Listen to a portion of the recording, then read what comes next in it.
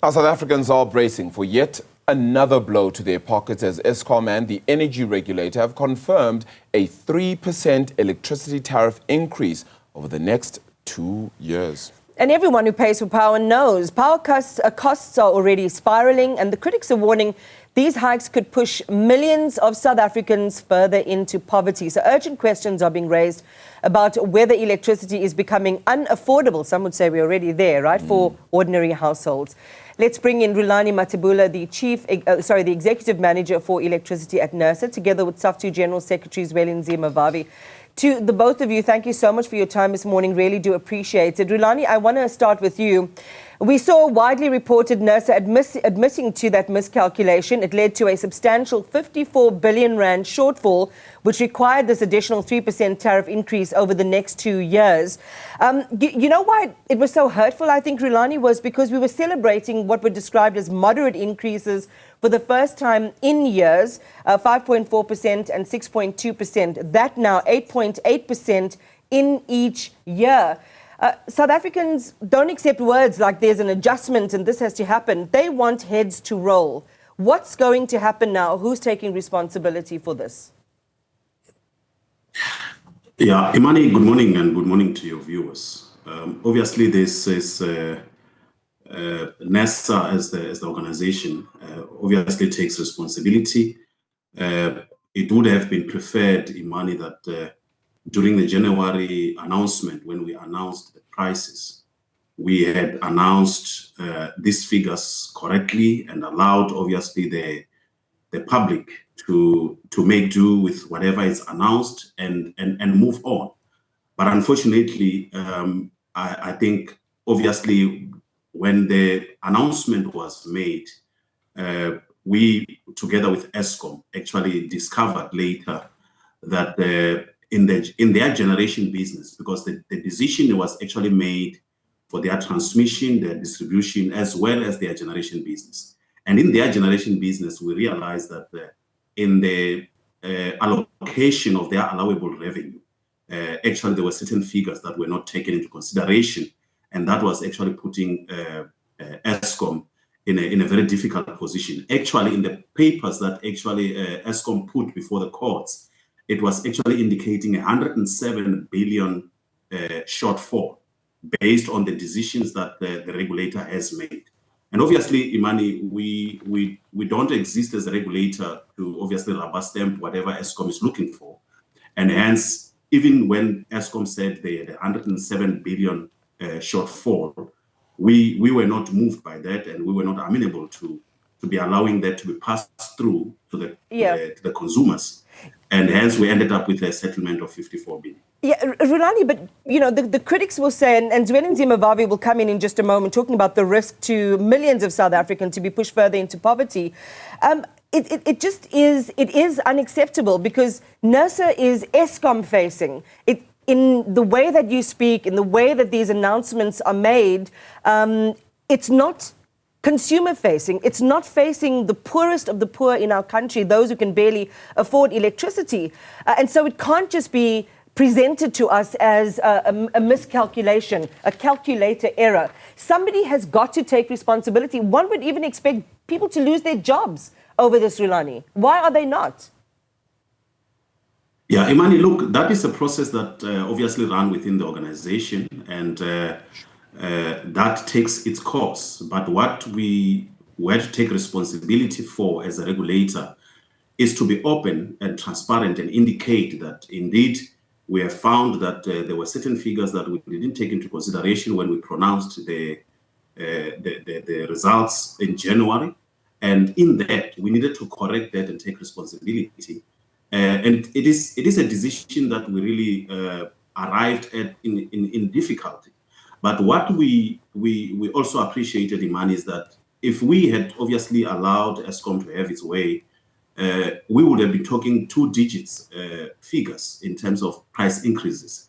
However, as a regulator, I think we have exercised our due diligence and at least ensured that the increases remain within a single-digit number.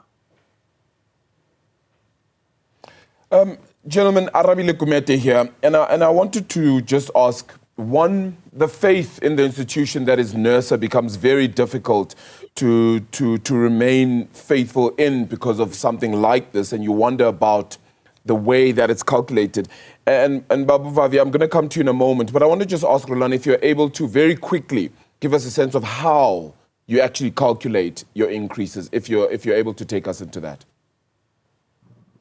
Yeah, just to in a nutshell, without taking a lot of time, obviously, we have got a methodology that we actually follow that looks at all the cost elements of Eskom into its process of producing electricity. And we have to obviously forecast what the future cost would be to be able to come up with what should be the allowable revenue for Eskom into the future. As you can take it now, we had to put a price, a multi-year price for this year, 2025, 2026, and 2027. So in 2026, in the future years, obviously, we have to use what we perceive to be the price of each and every cost element that Eskom will need to be able to produce electricity. On the other hand, Eskom also submit their own projections and say, this is what it will cost us in the future to be able for us to sustainably provide electricity into the country. And I can assure you that in many a time, Eskom obviously feel that they are shortchanged because they are not getting what they actually ask for. Sure. Many a time, the numbers are much, much lower than what they would have asked for. Babu Vavi, do you buy that? Do you accept what's been put forward? Not at all. Our view is that there is something we call the regulatory capture and the lack of transparency. You are asking a very, very pertinent question now. How do you calculate the figures? You are being told of the end result that in many instances, Nersa approves something way less than what Eskom is demanding. But that something way lesser is something that is now way above 500% increase over the past 16 years. Yeah. It's something that have made South Africa to move from providing the cheapest electricity to South Africa's firms, corporates, and households to now being providing the most expensive electricity in Africa. And that's why we're calling for the entire review of the entire model. This is totally a structural failure. This is a structural deficiency. It cannot be fixed by Nersa.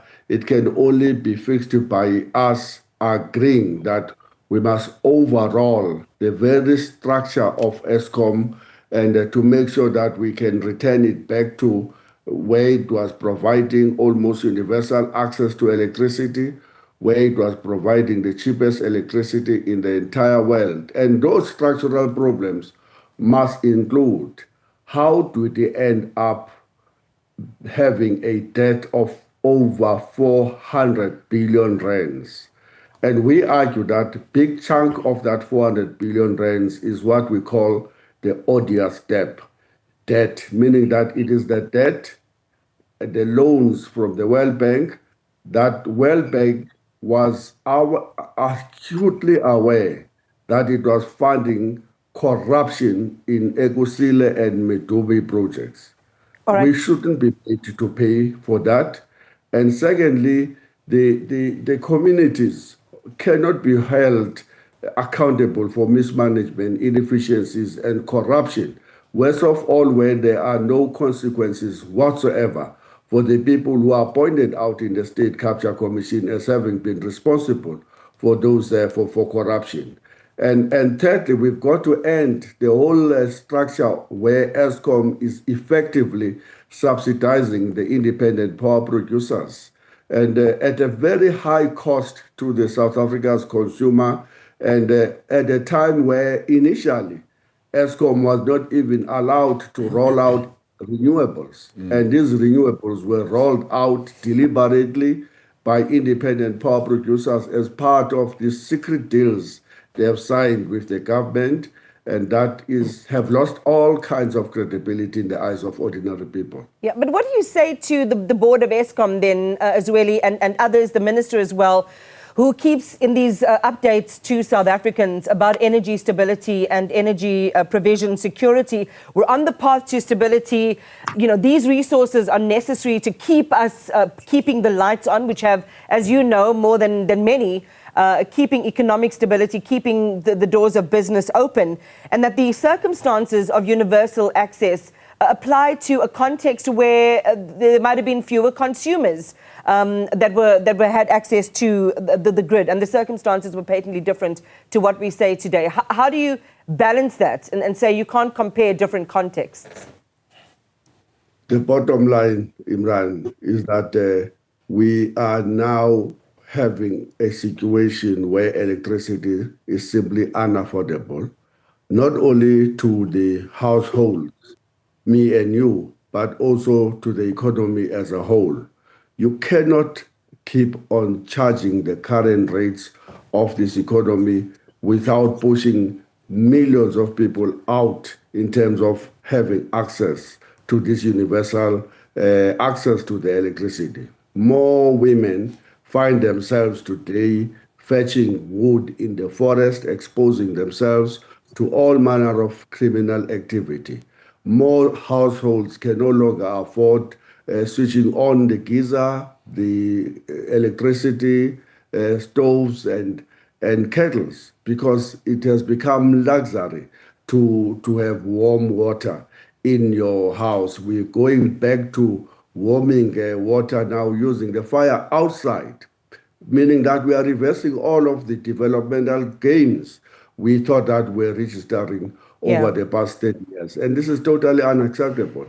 I mean, already we're sitting with a situation where 62% of the population is living below the upper bound poverty level of 1,558. Yeah. You increase electricity by 9% effectively, which will mean another 10% charged by the local government. It's effectively somewhere around 19% that we will end up paying to Eskom. It's totally unacceptable. Yeah. Unacceptable, also not sustainable. Well, let's put it to Rulani then, that you are pushing these decisions that you say are an elegant compromise between what Eskom wants and what you're able to provide, using the multi-year price determination methodology as being the fairest way to try and create that compromise. Zwelinzima is saying you are pushing more and more people into an invidious situation. He's also accused Nersa of being at the receiving end, or basically being captured. He's called it regulatory capture, that you need to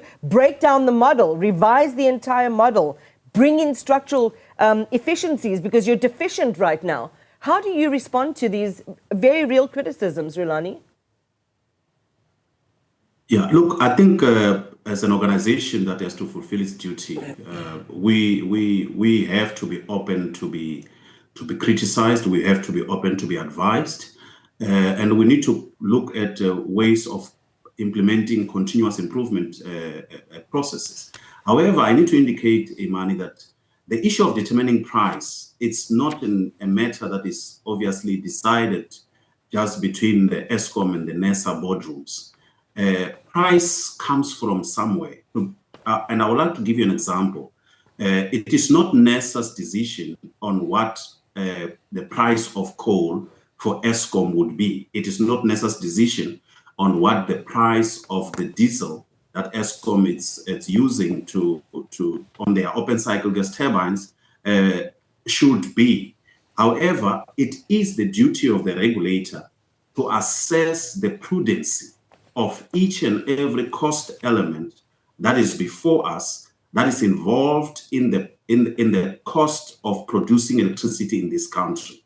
And we need to ensure that whatever is passed to the consumers, it is prudent and it's fair. And hence, many a time, whatever Eskom end up getting at the end, it is not always what they had preferred to get. So actually, Eskom also find themselves in the back foot and having to do certain changes in their own way of running their business to be able to survive with the prices that we had actually come to. And I need to indicate that there is always a need for us to also ensure that in whatever price that we come up with or allowable revenue that we give to Eskom, does not put Eskom at a position where that it will no longer be sustainable to run. Because that as well, it's not going to be beneficial to this country under the circumstances. Rulani, let me challenge you a little bit on that then, because if you speak about the prudency in the cost of producing electricity in the country, and the cost then falls on the consumer primarily, and yet one of the major producers, which is the steel manufacturers in this country, like AMSA, are getting approvals by Nersa for cheaper electricity. Can you understand why you'd have consumers aggrieved and not happy? Because you've given a corporation cheaper electricity prices, but consumers have to pay an increased price. Yeah, the prices are negotiated obviously between Eskom and the industries, and it's called a negotiated price agreement. So in that as well, it is also to manage two things. One, it is the sustainability of the industry, because when the industry remains, it also sustains jobs. So you cannot therefore put the industry in jeopardy and risk jobs. So it is the balance that we always find ourselves faced with. However, I need to indicate that the NPA, it's obviously an agreement between Eskom and the industry that it's supplying electricity to. You approve the increase. You actually approve the increase itself, which is a big thing. And if we're saying that the industry can't suffer, consumers, however, are the ones that are suffering. So you don't lose jobs, but you're still losing livelihoods, which is almost the same thing. Look, I really wish we had more time for this conversation, because there's so many elements to still get into here. But we really, really appreciate the time. Rulani, please return and we can have this conversation again with yourself. Mr. Vavi, appreciate your time. Always good having your thoughts. Please do return as well. Rulani Matebula, Nersa Electricity Executive Manager, Zwelinzima Vavi, SAFTU General Secretary.